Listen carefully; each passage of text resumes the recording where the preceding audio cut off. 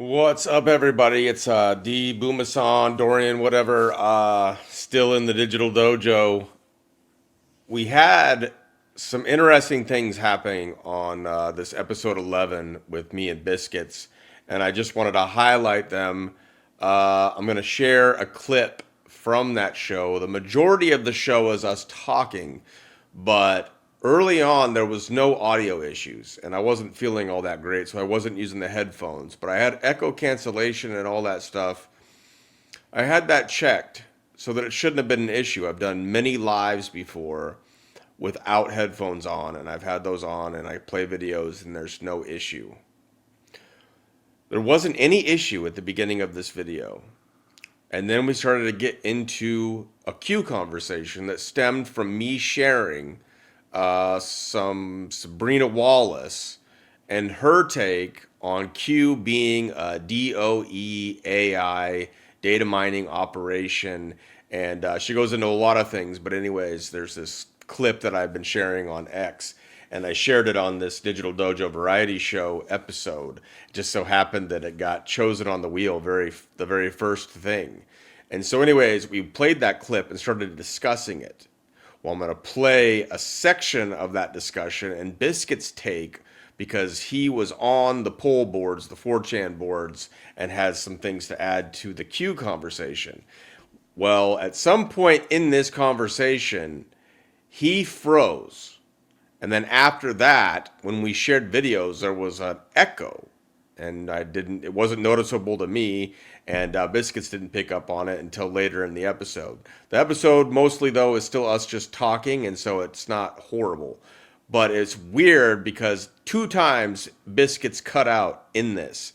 And he also talks about various other fuckery that's been going on with him. And if you don't know Biscuit's story, you really got to. He's the most deplatformed person that I've ever seen for various reasons that we've gone into on the show and some that are still yet to be told.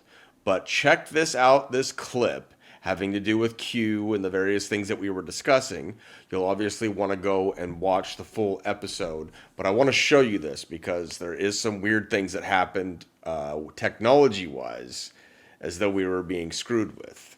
And I want to get super conspiratorial. Sometimes there's just glitches, but it's just very strange. The content where he blacked out on and went mute and frozen, and then it messed up the conversation to a certain degree. We picked things right back up. But then I want to show you, after you watch this, just how weird it kind of was that these things happened, especially with if you watch the episode, all the things that have been going on in Biscuit's life. But there was a difference, like we were talking about before the show, that it seemed like there was a difference between the posting when it was happening on 4chan versus what happened when it went to 8chan, which was under Watkins. Now, even Watkins has come out more recently as far as the Q stuff goes, and in X Space said that if he would have known, or if he would have thought, or it had been known that it was military actually posting, then he would not have allowed them to post on the board. Oh, please. This fucking guy, dude, he's a liar. Please. Like, he milked that shit. So like let me crazy. rephrase his assertion there.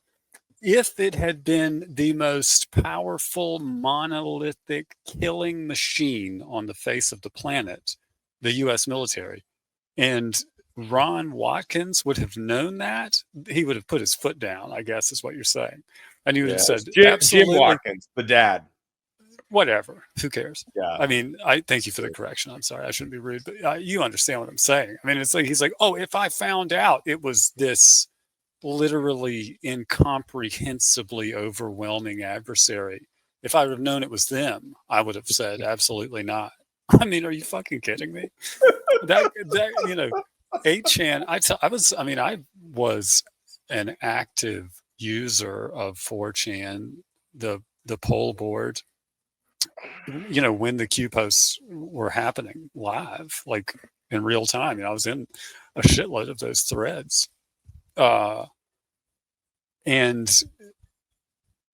the threads were not just these one-off posts. I mean, it was back and forth, but the assertions that people make once it moved to 8chan and all this stuff are so nonsensical, because the last post on 4chan made it clear that the trip code had been compromised and that Yes. it would never be, effectively saying it will never be me again.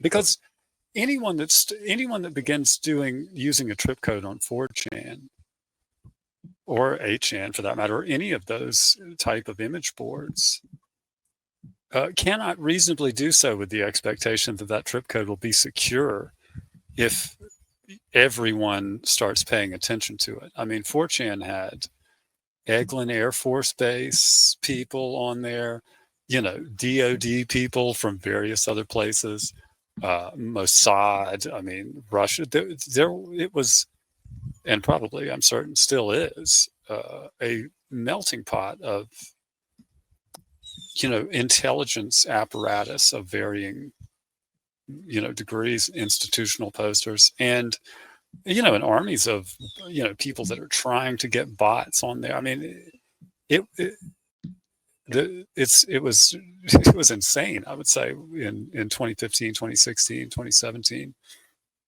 the number of new institutional posters I think that sort of flooded into that board on 4chan and leading up to the Q thing. But I don't think that. I mean, I will say I don't think that anyone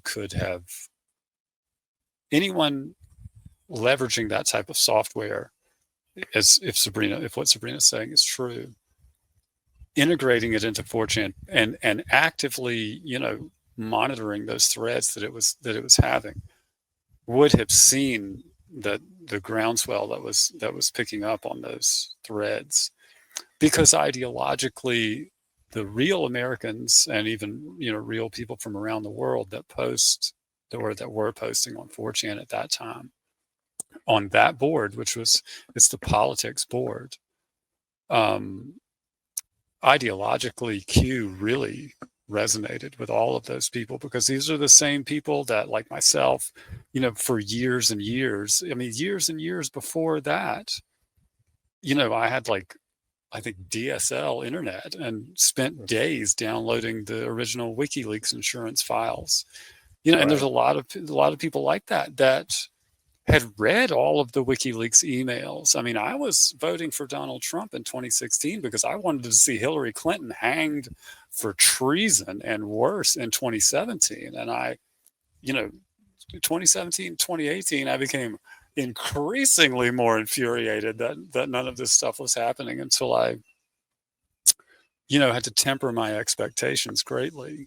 And it was naive, I think, on my part to expect things to work out as quickly as I wanted them to. And as I think you probably have the same thing. It's not that hard to perceive, the ways systems are compromised from the outside.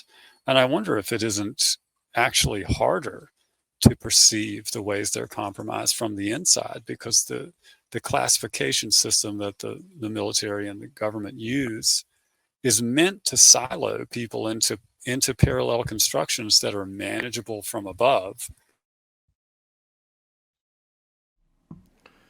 So here I am back in the dojo after you watch that clip and you see where it just freezes there.